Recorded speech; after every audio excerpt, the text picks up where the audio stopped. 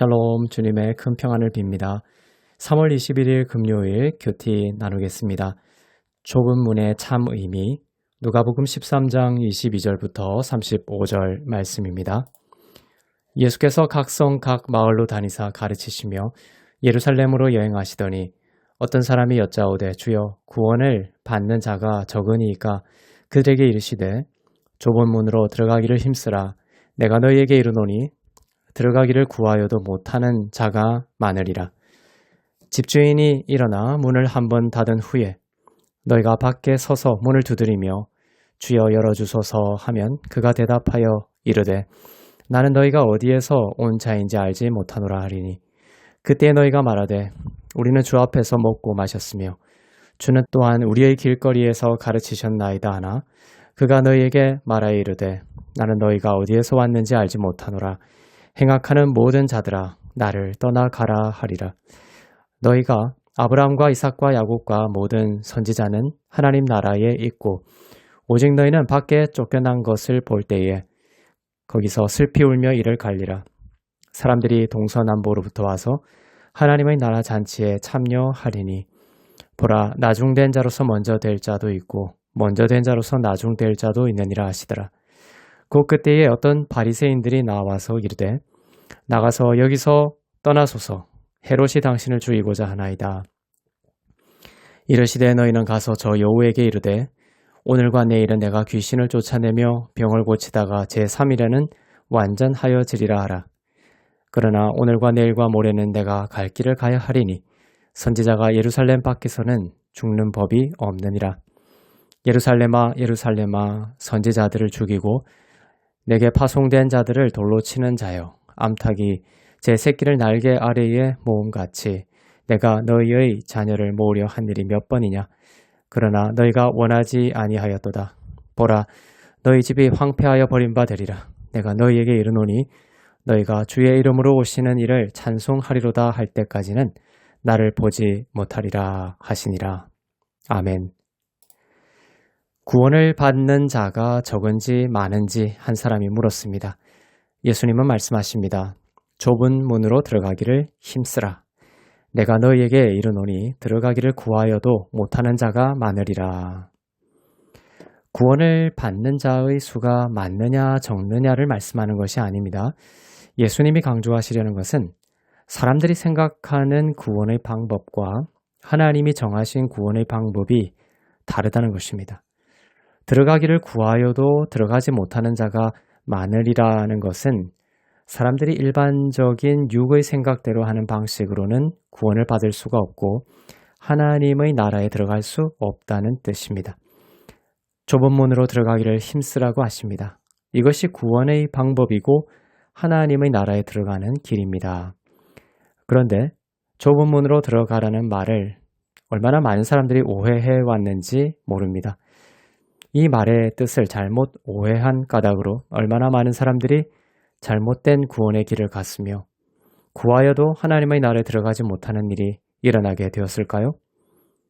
좁은 문으로 들어가기를 힘쓰라고 하면 육이 생각하는 방식은 율법을 철저히 지키는 것으로 생각합니다.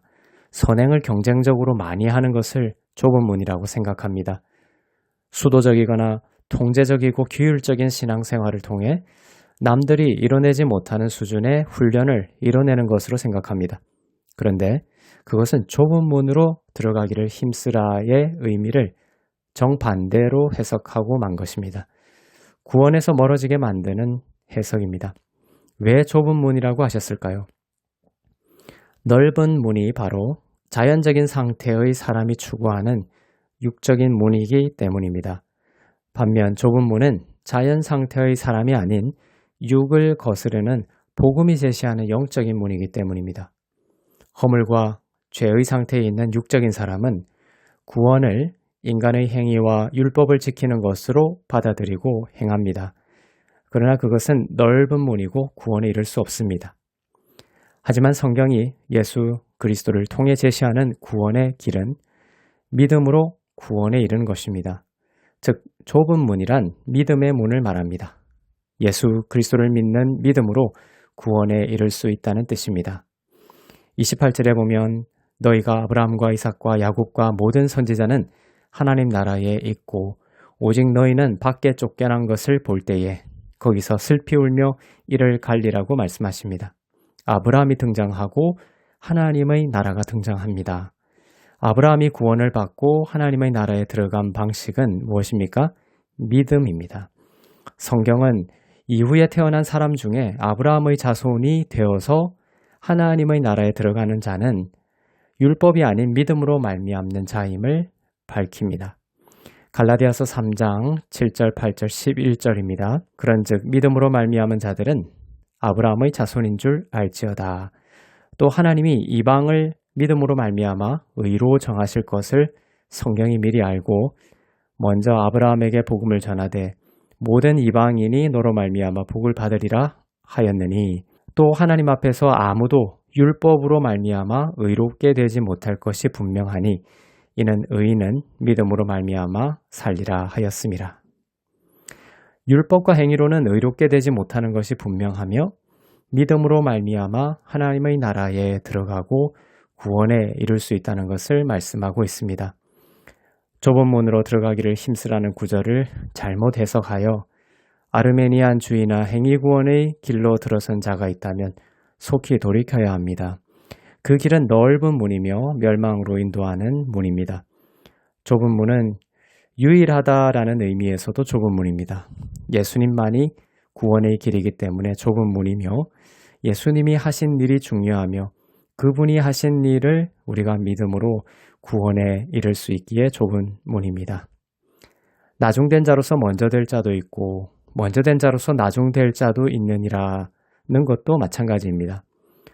율법을 숭배하던 유대인들은 먼저 된 자였고 율법을 알지 못하던 이방인들은 나중된 자였습니다. 그러나 예수님이 오셔서 복음을 전하셨고 어떤 일이 일어나게 되었습니까? 유대인들은 예수님을 못 받고 이방인들이 예수님을 영접하게 되었습니다. 유대인들이 나중된 자가 되어버렸고 이방인들이 먼저 된 자가 되는 은혜를 입은 것입니다. 믿음이 왔기 때문입니다. 구원과 하나님의 나라의 신비가 믿음으로 말미암는 의의가 되었기 때문입니다. 사단은 오늘도 여러분을 유혹하고 속여서 좁은 문이 율법과 행위를 열심히 하는 것이라고 속일 것입니다. 그리고 예수님이 하신 일 가운데 온전히 쉬지 못하게 만들 것입니다. 여러분의 영혼에 불안을 던져주고 육을 강하게 발동시키게 만들 것입니다. 그리고 그 열매는 쓴뿌리가 되겠죠. 그러나 사단에게 속지 않고 좁은 문의 의미를 바르게 알고 예수님과 그분이 하신 십자가의 공로를 믿는 것으로 생명의 길을 가기를 원합니다. 그 길은 생명의 길이요 산 소망의 길이 될 것입니다. 기도하겠습니다. 사랑의 하나님 아버지, 좁은 문으로 들어가기를 힘쓰라의 참된 의미를 알게 하시니 감사합니다. 믿음의 길에서 떠나지 않게 하시고 예수님과 예수님이 하신 일 가운데 안식하고 평안함으로써 생명의 길로 인도함을 받는 축복의 자녀들 다 되도록 역사하여 주옵소서. 감사드리며 우리 주 예수 그리스도의 이름으로 기도합니다. 아멘.